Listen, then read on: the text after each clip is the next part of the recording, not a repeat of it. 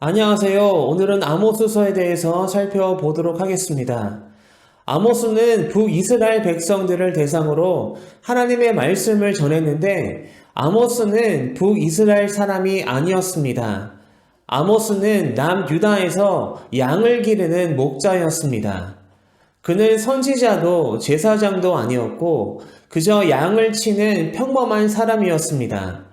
그러한 유다 출신인 아모스가 주변국들과 북이스라엘의 백성들을 향해 하나님의 말씀을 선포합니다. 아모스가 하나님의 대언자로 사역할 당시 유다 왕국은 우시야 왕이 다스리고 있었고 북이스라엘은 여로보암 2세 왕이 통치하고 있었습니다. 당시 두 나라 주변 국가들은 세력이 약해져 있었습니다. 이러한 북이스라엘과 남유다에게 유리했던 당시 국제 정세 속에서 두 나라는 큰 번영의 기회를 얻게 되었습니다. 그러한 기회는 남유다와 북이스라엘에게 솔로몬 시대 이래로 유례없는 국가적 번영을 가져오게 했습니다. 남유다와 북이스라엘 두 왕국 모두 큰 번영을 누리고 있었던 때였고 경제적으로, 정치적으로, 군사적으로 가장 견고한 모습을 갖추고 있었습니다. 그러한 상황 속에서 남유다보다 더 유리한 위치와 상황에 있었던 북이스라엘에게는 더 큰 기회가 찾아왔고 그러한 좋은 기회를 통해 북이스라엘은 영토를 확장시켜 나가는 등 부와 번영을 축적해 갔습니다. 이러한 북이스라엘은 외적으로는 매우 번영하는 것처럼 보였지만 내적으로는 병들어가고 있었습니다. 부정과 부패, 간음, 살인, 위선적인 종교 행사, 우상 숭배 등이 사회 곳곳에 퍼져 있었습니다. 국가는 크게 강성해지며 번영을 누렸지만 그러한 부유함은 상류층과 지도자들에게만 해당되는 것이었습니다. 나라의 지도자들은 부정과 탐욕으로 가득 차 있었고 힘이 없고 가난한 백성들은 궁핍함과 고통과 압제 속에 살아가고 있었습니다. 이렇게 사회적 불평등이 나라에 뿌리 깊게 자리 잡고 있었습니다. 그들은 하나님을 헛되이 예배하며 섬겼습니다. 하나님을 온전히 예배하며 섬기지 않았습니다. 하나님께 예배 드린다면서도 온갖 부정부패를 저지르며 도덕적으로 병들어가고 있었습니다. 성전에 올라가 하나님께 예배를 드리지만 그 길로 내려가 가난한 백성들을 억압하며 멸시했습니다. 그들은 율법에 명시된 대로 의식을 거행했지만 마음과 삶으로는 하나님을 진실하게 예배하지 않았던 것입니다. 그렇게 종교적 위선과 외식에 깊게 빠져 있었습니다. 북이스라엘 백성은 자신들이 하나님의 특별한 택함을 받은 선민이라고 생각하고 있었습니다. 따라서 하나님께서 늘 자신들을 지키시고 보호해 주셔서 안전할 것이라는 그릇된 풍조가 만연했습니다. 그러한 착각 속에서 북이스라엘이 유리한 국제 정세 속에서 큰 번영을 누리게 된 것을 하나님의 축복의 표시로 받아들였습니다. 그러한 그릇된 생각은 여호와의 날을 이해하는 데에도 착각을 일으켰던 것 같습니다. 그들이 생각하고 기대한 여호와의 날은 북이스라엘의 주변국들, 즉 모든 원수들이 심판받아 그 민족들 위해 자신들이 세상의 통치자로 세움을 받는 날이었습니다.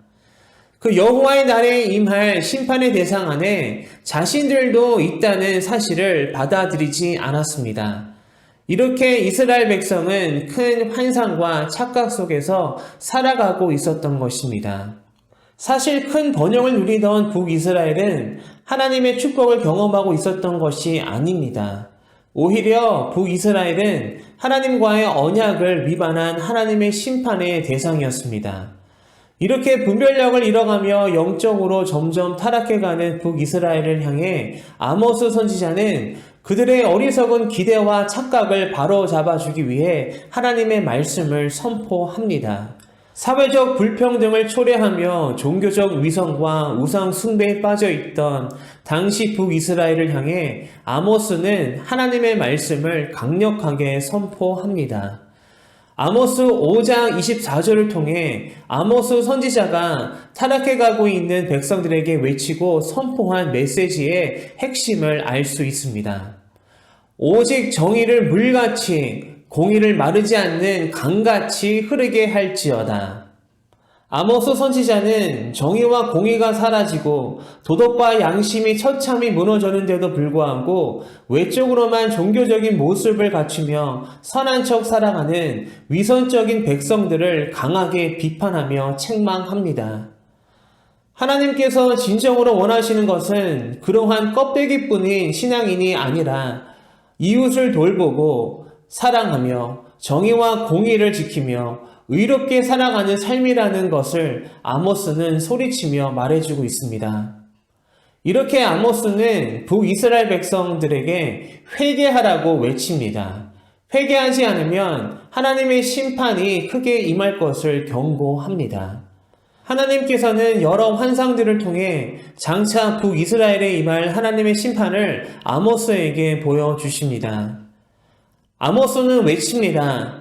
하나님께 회개하고 돌아오지 않는다면 곧 적들이 몰려와 그들을 멸망시키고 사로잡아 갈 것이라고 강하게 경고합니다. 하지만 이러한 아모스를 통해 전해진 하나님의 경고의 메시지를 백성들은 듣지 않고 무시했습니다. 당시 아수르, 바벨론, 애굽 등 이스라엘의 주변국들의 세력이 약해져 있는 상황이었기 때문에 다른 민족을 통해 이스라엘을 심판하실 것이라는 하나님의 경고의 메시지를 백성들은 믿지 않았습니다. 이렇게 북이스라엘은 끝까지 하나님의 말씀을 듣지 않고 거부했습니다. 정의와 공의를 완전히 상실한 채 죄악 속으로 더욱 깊이 빠져 들어갔습니다. 그리고 아모스의 예언이 선포된 지 30년이 못 되어 하나님의 심판이 북이스라엘에 임하게 되고 아수르에 의해 나라가 멸망을 당하게 됩니다. 아모스는 책 전체에 걸쳐 북이스라엘을 향한 심판의 메시지를 전하다가 마지막 부분을 위로의 말씀으로 마칩니다. 심판 이후에 하나님께서 주실 회복의 메시지입니다. 아모스서를 통해 우리 자신을 한번 돌아보게 됩니다. 혹시 우리도 당시 북이스라엘 백성들처럼 공의와 정의로부터 멀어진 삶을 살아가면서 형식적으로만 하나님을 예배하고 있지는 않은지 한번 돌아보기를 바랍니다. 우리가 진정으로 삶의 예배를 드리고 있는지 우리 자신에게 질문해 보기를 바랍니다. 당시 북이스라엘 백성들을 향한 아모스 선지자의 그 외침은 바로 우리를 향하고 있음을 깨닫기를 바랍니다. 그래서 진실하지 못했던 예배자의 모습을 회개하고 정의와 공의를 행하는 진정한 거룩한 성도의 모습으로 살아가는 여러분들 되시기를 소망합니다.